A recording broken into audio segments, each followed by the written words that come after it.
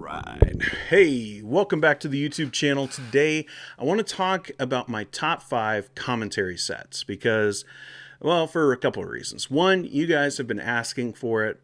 You've messaged me and asked me, hey, what's the best commentary on this? What's a commentary set that you think I should get? So I'm answering that today, but also because, I've been thinking about this a lot over the last year about my theology books. Just last night, me and my wife were talking about all the books that I have in storage and just like, what are we going to do with it? We don't have room for it. And a lot of those are commentaries. I've invested heavily in commentaries, and some of that is good, and I'm going to talk about that. But also, there's some commentaries that I got because, people talk about them all the time. Like the NICNT series I have on a bookshelf just over that way, and it's great, but I don't use it very often because I don't find it super helpful when I'm preaching to a congregation. It doesn't have a lot of application. It's just mostly scholarly work, which is fine, but I have other commentaries I think does it just a little bit better. Now, if you like the NICNT, that's not what this video is about.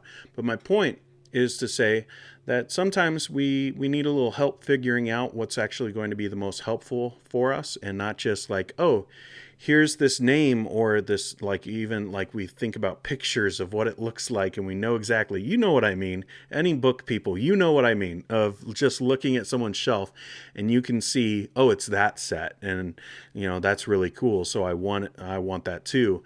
That's like the Word commentary set, like the black and green ones. You guys know what I'm talking about. Not worth the money, at least not for me. And the NICNT, not worth it for me. So I want to help you to kind of avoid some of those mistakes and just to think about like what you actually need to get out of a commentary. So starting off, I'm going to start with one that maybe some of you will be like, I've never even heard of that series, and that is the ChristCentered Exposition series. This is from Holman. This is in connection with the CSB.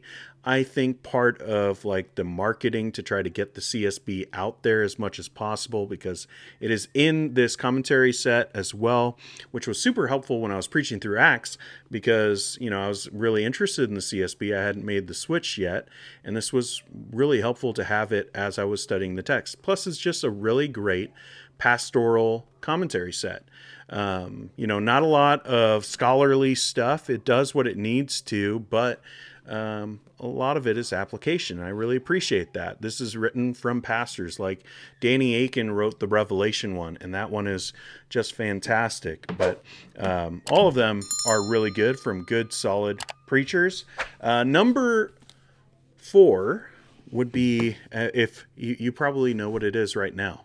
For any book nerds, you know what these colors are. You know the dust covers.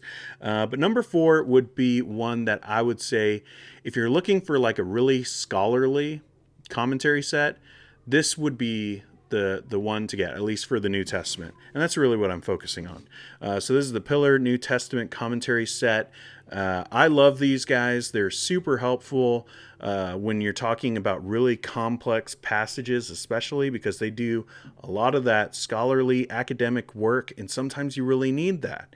Not all the time, but sometimes. But also, this actually has application when some other scholarly ones just don't. And so I would say that would be my number 4. Number 3 would be similar to this, but maybe like a step down in scholarship, like really high academic language and jargon and all of that stuff, and maybe a step up on application would be this one. The Baker Exegetical Commentary on the New Testament. I really enjoy these ones. This one is Silva's Philippians one. Just great. Really, basically, just a little bit of a trade. If you're looking for a little bit more scholarship, this one. If you're looking for a little bit more application, this one. And these would be actually sets that I would recommend in getting. Now, sometimes you don't want a set. Maybe you're not that person that's looking for, that look on a shelf of having all the commentaries looking the exact same way. Maybe you don't care about that. Maybe you don't care about a set. You just want the best one for each individual book. Well, there's a couple links in the description of this video that are websites, like Gospel Coalition has one, Tim Challies has one, of going through and kind of getting a lot of ideas from different scholars, bringing them all in and saying which commentaries are the best ones on these particular books. I really love that. I love that idea. And when I was preaching through Ephesians, I was looking at my commentaries and I was like, I just want one more. And the best one that they said was this one. This is Harold Hayner's commentary on Ephesians. It's a beast. Oh my goodness. I spent like 7 months going through Ephesians, and this was like really, really helpful for some of those complex passages, really practical as well, but it's also just like a lot. And I was so happy with this commentary. I was really helped in my preaching through it. So sometimes, just look at those websites and get the best one. Or if you're reading there and there's like different emphasis on different commentaries, get the one that like just speaks to you, that you think would be the best. And at least for me so far, I've found that it's actually been really helpful. Now, number one for me is a commentary set that some people trash on. They just do. They think it's not academic enough.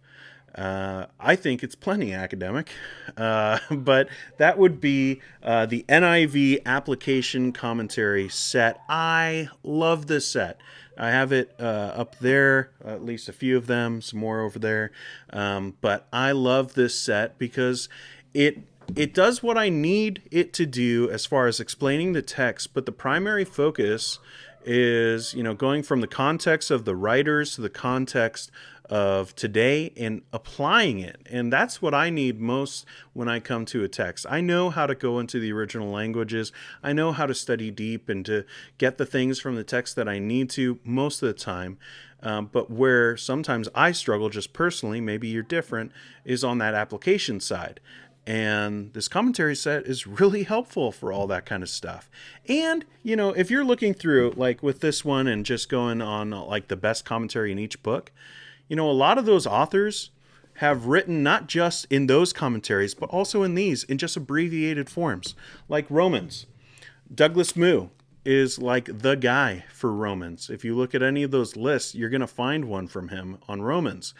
But those things are huge and expensive. This one, a little bit smaller, the same stuff, it's just abbreviated. And I love that. Ain't nobody got time to read, some of these huge commentaries, but we got time for this one. So I really enjoy this series. They're pretty affordable to start collecting, and that's a really important aspect of all of this for me.